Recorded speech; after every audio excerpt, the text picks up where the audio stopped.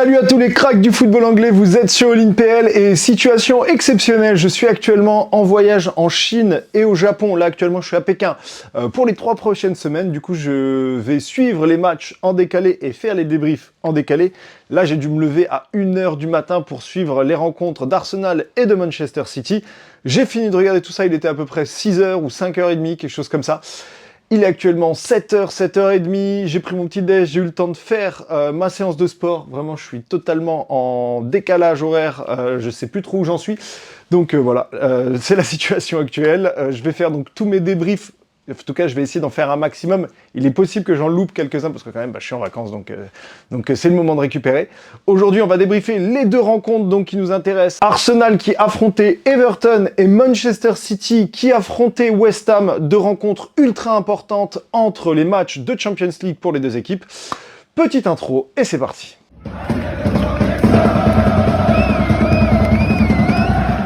Pense à lâcher ton triplé, like, commentaire, abonnement, ça aide et soutient énormément la chaîne. Pour la coupe de cheveux, le réveil ultra matinal et la nuit complètement cassée, merci beaucoup. Et on va commencer avec la rencontre Arsenal-Everton. Donc déjà avec un 11 de départ pour Arsenal avec 3 nouvelles têtes qu'on n'avait pas vues depuis un moment dans le 11 type. Madueke, donc qui a pris la place de Trossard ou de Martinelli, ça dépend. Évidemment, Kai Havertz qui a pris la place de Gyökeres, donc qui est de retour de blessure, et Calafiori également qui a pris la place de Hincapié qui était préféré en tant que titulaire sur les dernières rencontres. Évidemment, petite gêne, on connaît Calafiori souvent. C'est une super bonne entame de match de la part des Gunners. Honnêtement, les 30 premières minutes sont excellentes. On se crée pas forcément des occasions franches, mais on a la possession de balle, on étouffe l'adversaire, on récupère des ballons hauts, on ne les voit quasiment pas dans notre moitié de terrain. Mais pourtant, dans cette première période, c'est 3 énormes occasions du côté d'Everton. Un poteau, un arrêt magnifique de Raya et je crois que c'est Idrissa Gueye qui touche le ballon justement après le poteau, ou je crois que c'est Idrissa Gueye, ou alors Iliman Ndiaye, je suis même plus sûr, et qui passe à rien du tout du poteau de Raya également. Donc vraiment 3 grosses occasions pour Everton, mais pourtant tu finis la première mi-temps sur le score de 0-0. On va dire très nette domination d'Arsenal, mais les plus grosses occasions sont du côté d'Everton qui, en contre, a été vraiment tranchant. Et tu reviens dans cette deuxième mi-temps avec vraiment beaucoup plus d'envie du côté des Gunners. On est vraiment sur la deuxième mi-temps, j'ai repris les statistiques, 2,21 XG pour Arsenal, c'est énorme. T'as en plus de ça combien? 12 frappes juste sur cette mi-temps-là. T'en avais déjà 13 sur la première mi-temps. Tu te retrouves à 25 frappes totales contre 9 pour Everton sur la totalité de la rencontre. T'as une possession de 70%, 65% au total sur les 2 périodes. Donc, grosse domination de la part des Gunners, même si effectivement dans le jeu tu te fais encore peur. La défense de Calafiori sur la frappe de Dewsbury Hall, je crois, je suis même plus sûr, je crois que c'est lui qui tire. Elle est incroyable, le bout du pied qui sauve Raya.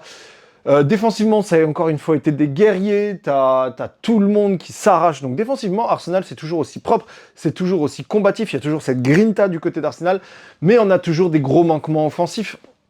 On va se le dire, Kai Havertz a quand même été un petit peu mis en difficulté. Alors, il décrochait beaucoup, il venait récupérer beaucoup de ballons, donc là-dessus, il était intéressant. Mais sur les phases offensives, en dehors de son action, où je crois que c'est une passe de Eze pour Kai Havertz, qui aurait dû se conclure par un penalty, mais qui ne l'a pas été. L'arbitre n'a pas sifflé penalty, alors que totalement le pied griffe la cheville et vient écraser la cheville de Kai Havertz. En dehors de cette occasion-là, on ne l'a pas grandement vu. Saka, il a encore une fois été mis en difficulté. Il était pris par 2 joueurs à chaque fois, mais bon, c'est toujours la même chose. Très stéréotypé comme action, revient vers l'arrière, ne tente pas vraiment de déborder, a du mal à aller à la confrontation, même que ce soit face à 1 ou face à 2 joueurs. De l'autre côté, Madueke était peut-être le plus intéressant de nos 2 ailiers.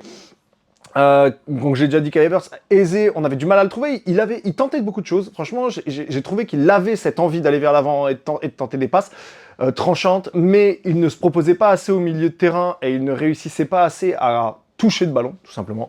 Donc le peu de ballons qu'il touchait, il essayait, mais il n'allait pas suffisamment les récupérer. Je trouvais qu'il se cachait beaucoup derrière les milieux défensifs d'Everton. Après, bon, Zubimendi, début de match moyen, Rice toujours assez bon comme d'habitude. Timber a été quand même mis en difficulté, je trouve, sur cette rencontre. Voilà, on l'a pas trop vu, ni offensivement, ni défensivement, mais très gros abattage de Saliba, de Calafiori, Gabriel un petit peu en retrait sur ce match-là. Saliba a essayé beaucoup de combiner avec Saka, mais il a loupé énormément de passes, mais encore une fois, il a tenté, il a essayé des passes tranchantes pour casser des lignes, pour aller de l'avant, ce qu'on ne voit pas suffisamment du côté d'Arsenal, ce qui nous est beaucoup reproché, à juste titre. Mais tu t'en sors bien, tu finis cette rencontre avec beaucoup de remplaçants. T'as Madueke qui sort pour Martinelli, t'as Guillaume Quérez qui rentre pour Kai Havertz, t'as Max Doman qui rentre pour Saka et Nketiah qui rentre à la place de Calafiori pour faire tourner. T'as aussi Timber qui est sorti sur blessure, ça va falloir surveiller un petit peu ce qui s'est passé pour faire entrer Mosquera. Honnêtement, tous les remplacements ont été intéressants et le premier but arrive de Max Doman qui a clairement été l'homme de cette rencontre, qui a d'ailleurs eu le titre d'homme du match, alors qu'il est rentré à la 80e minute, je crois. Je crois que c'est quelque chose comme ça. 88e minute, magnifique centre. Déjà, c'était le plus remuant, celui qui proposait le plus, celui qui était le plus dangereux. C'est quand même fou de se dire que l'attaque d'Arsenal est entre les mains d'un gamin de 16 ans qui a beaucoup plus d'envie, beaucoup plus de qualité que les autres. Alors qu'on parle quand même d'une équipe qui a un recrutement à 1 milliard sur les 6 dernières années. Mais bon, ce n'est que mon avis. Magnifique centre qui arrive sur Nketiah. Alors, gros trou de la part de Pickford, qui avait fait un très très bon match avant ça, mais qui se trouve complètement sur sa sortie. Nketiah récupère la balle avec un petit peu de réussite. Elle lui roule un peu dessus. Elle finit dans les pieds de Guillaume Quérez, qui n'a plus qu'à conclure dans un but vide. 1-0 pour Arsenal, 88e minute. Tu te dis c'est plié. Et c'est plié parce que juste après, il y a un corner, je crois que c'est un corner ou un coup franc, je ne suis même plus sûr, mais je crois que c'est un corner. Dernière minute du match, dernière seconde qui est tirée. Pickford monte. Et au final, la défense d'Arsenal réussit à se dégager. Je crois que c'est Guillaume Quérez qui a dégagé une première fois de la tête, puis Martinelli. Ça finit dans les pieds de Doman, qui élimine ses deux vis-à-vis, d'abord en poussant la balle de la tête et ensuite en crochetant extérieur du pied droit. Et il va conclure tout seul dans le but magnifique. Plus jeune buteur de l'histoire de la Première Ligue. Ça va rester dans l'histoire du club, ça va rester dans l'histoire de ce championnat. C'est incroyable ce qui s'est passé. Honnêtement, j'étais comme un dingue. Il était quoi, 2h30 du mat, 3h, un truc comme ça. Je sautais dans la chambre, juste sur l'idée à vous. Et honnêtement, c'était un moment incroyable, un moment qui va rester dans nos mémoires, je pense, en tant que fan, et qui a de grandes chances de nous amener vers ce titre. Ce jeune joueur aura permis à Arsenal, et c'est clairement ça vient de lui, aura permis à Arsenal de l'emporter aujourd'hui. Et on va discuter juste après de passer à 9 points d'avance sur Manchester City, qui a, je sais, un match de retard, mais voilà, c'est des gros points très importants. Everton, c'est pas facile. Depuis un bon moment, ils sont plutôt bons. Ils sont aux portes de la Champions League actuellement au niveau des places. Et voilà, c'est une rencontre avec une rencontre de champions, pas forcément magnifique, parce que oui, on a eu, je pense, de bonnes périodes dans cette rencontre-là, mais on s'est quand même mis nombreuses fois en difficulté. On aurait pu se faire peur. Il y a eu vraiment des grosses occasions pour Everton. Heureusement, on a eu un très bon Raya aujourd'hui. Heureusement, on a eu un Calafiori qui a fait un arrêt magnifique. Vraiment, il faut en parler. C'est des choses très importantes dans notre club. On sait que la défense est une partie, si ce n'est la partie la plus importante du système d'Arteta. N'en déplaise à ceux qui sont pour le jeu ouvert, pour le beau jeu, je comprends aussi, hein, mais voilà, c'est comme ça, c'est la méthodologie actuelle de ce club, et ça a prouvé son efficacité encore une fois. Très belle victoire, très importante. Et on va discuter tout de suite de City-Everton, deuxième rencontre de ce samedi de PL. Et match nul, encore des points perdus par l'équipe de Pep Guardiola. Et honnêtement, autant je m'y attendais, dans le sens où avant la rencontre, j'imaginais City perdre des points parce que West Ham se bat pour les places pour être non relégable. En plus de ça, ils se sont reposés un petit peu plus que City. City a pris un gros coup à la tête face au Real Madrid cette semaine. 3-0, on a entendu parler d'une équipe qui était dévastée à la fin du match, qui n'en a quasiment pas pris de douche. On a entendu parler de ça, je sais pas si c'est des rumeurs ou si c'est vrai. Mais voilà, c'est quelque chose qui leur a fait très mal à la tête. Cette rencontre face à West Ham, qui est quand même une équipe qui tourne bien en ce moment, ne tombait pas au meilleur moment. Et on pouvait imaginer une petite fébrilité du côté du club de Pep Guardiola, ce que j'ai pas forcément vu. Honnêtement, je trouve que Manchester City a très bien joué sur cette rencontre-là. Ils ont été dominants dans tous les compartiments du jeu. Mais il a suffi d'une frappe. Il y a une seule frappe. Je crois, ouais, c'est une frappe pour West Ham. Une frappe, un corner. C'est la même occasion, mais c'est leurs deux seules occasions offensives pour West Ham. Et ça a suffi. Ça a suffi grâce à un énorme coup de casque de Mavropanos. Alors, on va en discuter un petit peu de tout ça. On va discuter notamment d'abord de la composition. Donc, offensivement, tu commences avec presque 3 attaquants. Marmouche, Erling Haaland et Semenyo. On peut considérer ça comme 3 attaquants. Derrière, tu as O'Reilly et tu as Bernardo Silva. Et ensuite, tu as Rodri. Donc, tu étais plutôt à 2 attaquants avec Marmouche, Haaland. Et offensivement, ça n'a pas très bien marché, quoi, parce que d'une, Marmouche, je ne l'ai pas trouvé très bon. La plupart des choses qui faisaient les louper. On va commencer par les corners. Franchement, les corners, ça a été une catastrophe. Ils étaient tous mal tirés. Premier poteau. C'était à chaque fois sorti par les défenses de West Ham. Et même offensivement, j'ai pas trouvé qu'il a apporté grand-chose. Même au niveau de sa connexion avec Erling Haaland, il était quasiment inexistante. D'ailleurs, Erling Haaland, on ne l'a pas vu pendant les 60 premières minutes du match. Il n'a pas du tout existé. Je pense qu'il a touché peut-être 4 ou 5 ballons pour une passe. Sinon, il a loupé quasiment tout le reste. Semenyo, il a été mis en difficulté aussi. Le seul que j'ai trouvé vraiment bon dans les phases offensives de Manchester City, c'était Bernardo Silva, qui récupérait assez bas et se projetait énormément et qui a vraiment été ultra intéressant. D'ailleurs, au final, l'occasion, enfin même le but viendra de lui. Mais en dehors de ça, même O'Reilly, il a été un petit peu perdu. Lui aussi, il a pris un sacré coup cette semaine face au Real. Rodri a fait plutôt un bon match. Rodri, franchement, je l'ai trouvé bon. Il commence à reprendre du rythme, il recommence à retrouver un petit peu le niveau qu'il pouvait avoir du côté de City avant sa grosse blessure. Et défensivement, c'était bon. Honnêtement, City a quand même dominé dans le jeu. Je crois que c'est 24 frappes. 2-12 d'XG. La possession, c'est 71% à 29. Enfin, dans tous les compartiments du jeu, City a été au-dessus, très clairement. Mais la défense compacte du côté de West Ham a été vraiment bonne. Hermansen, il a fait un top match. Mavropanos, il a fait un match incroyable. T'avais qui? T'avais Wan-Bissaka, j'ai trouvé qu'il a fait un très très bon match aussi. Todibo, excellent. Franchement, la défense en général a été très très bonne. Et c'est ça qui a permis à West Ham de tenir, parce que offensivement, ils n'existaient pas. Mais défensivement, c'était très bien construit, tout était équilibré, les connexions entre les défenseurs étaient bonnes, même si ils n'arrivaient jamais à ressortir du pressing de City, c'est-à-dire qu'à chaque fois ça dégage le ballon et City récupérait très très vite la balle.